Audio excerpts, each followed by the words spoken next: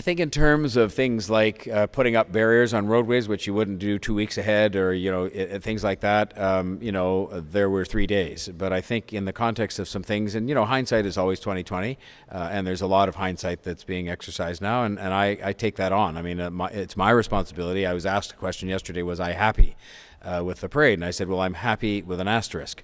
And the happy indicates that, fortunately, aside from the one act of violence, which I think was largely unpredictable and unrelated to parade planning or to where the parade was, if people are nonsensical enough to do that sort of thing with a gun, then I'm not sure you can plan for that.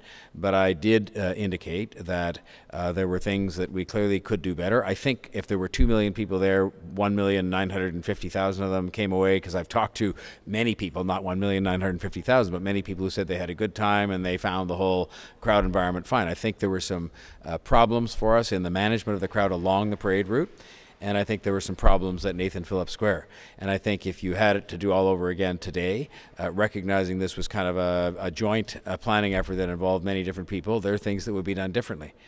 So I've asked for the review to be done in conjunction with the city, the sports teams, plural, all of them, so that any parade going forward has the benefit of people's advice, the TTC, the police, and whoever else is appropriate to have there, so that we can make sure the square is better managed next time, on the theory that you might have a crowd like that again, and be able to better manage and control it.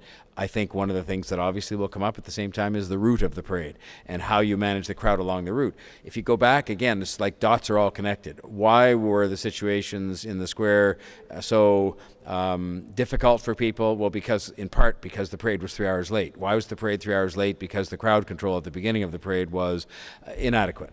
And so I think these are all lessons we can learn, in the hopes that we will have many more sports celebrations of this kind for the Raptors and the Leafs and the Blue Jays and everybody else.